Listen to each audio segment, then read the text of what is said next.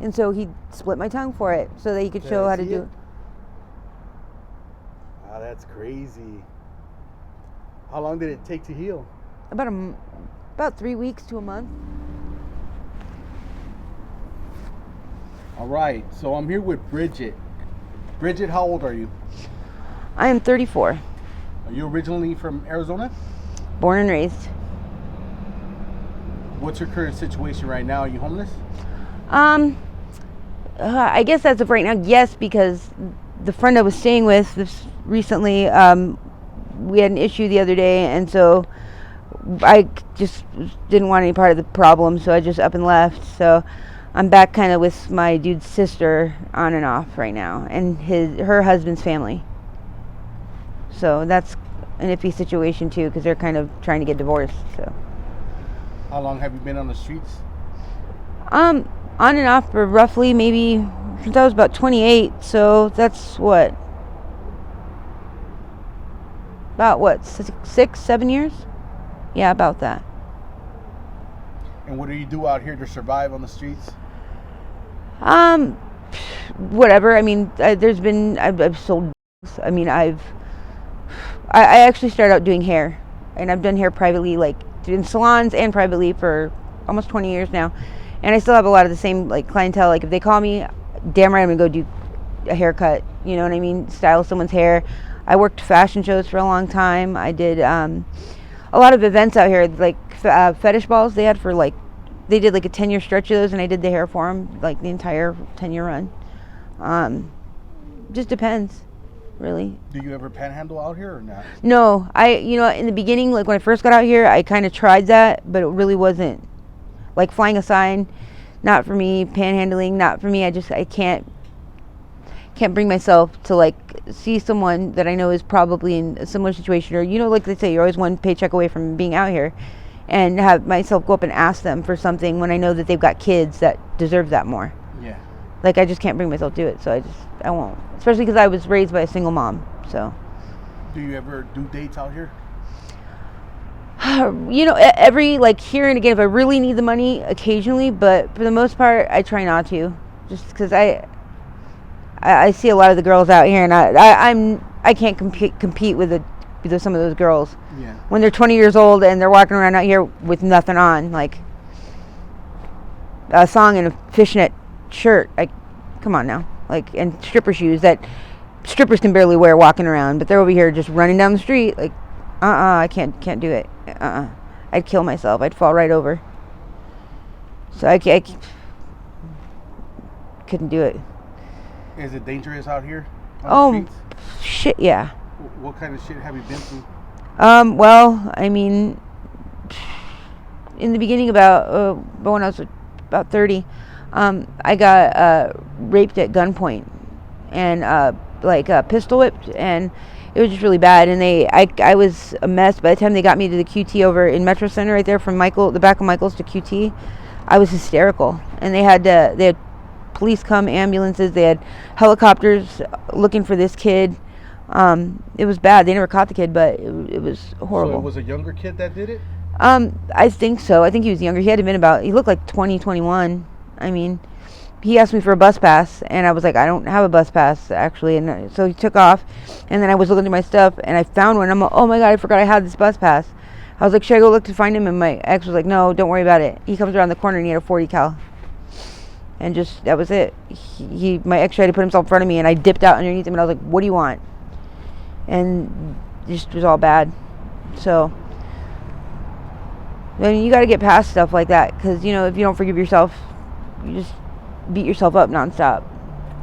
So where are you sleeping at right now? Like, do you have a tent, or do you go to shelters?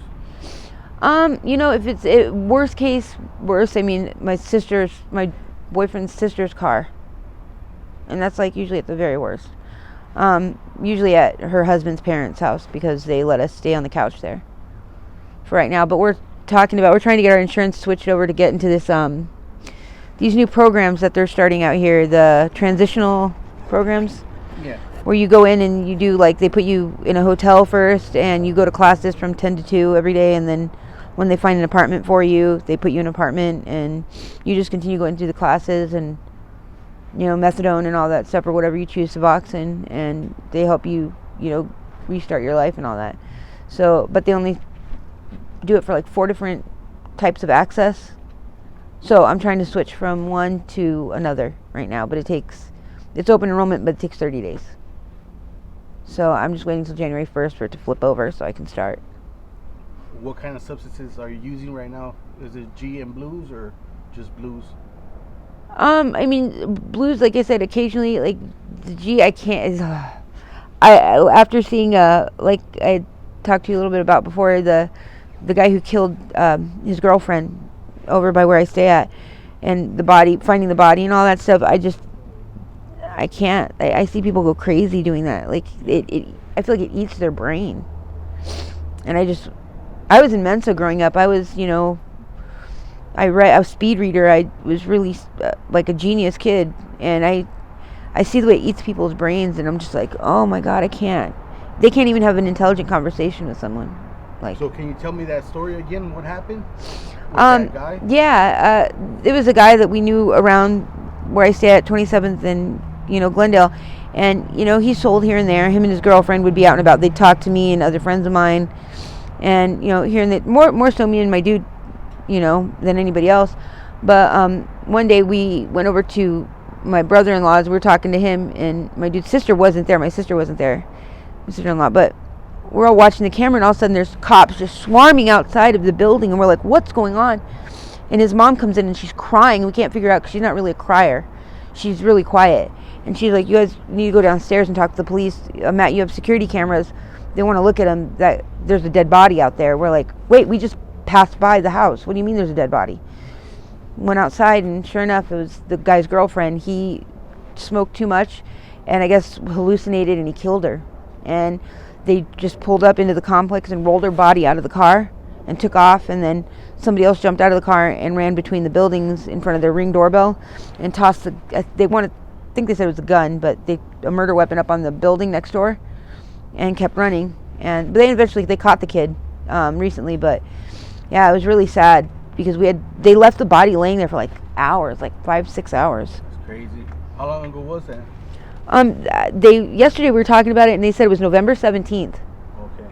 So I guess 3 weeks ago. And nobody could figure out who it was. Oh, who was it? Who was it? And then a couple days ago, somebody said, hey, you know who it was? And I was like, who? They said, you know her. I was like, who? I thought it was somebody I didn't know. And they told me it was, and I was like, no way. No wonder I hadn't seen them around. He's in jail, and she's dead. So. But that's crazy. How much of that stuff do you hear out here about happening out here like that?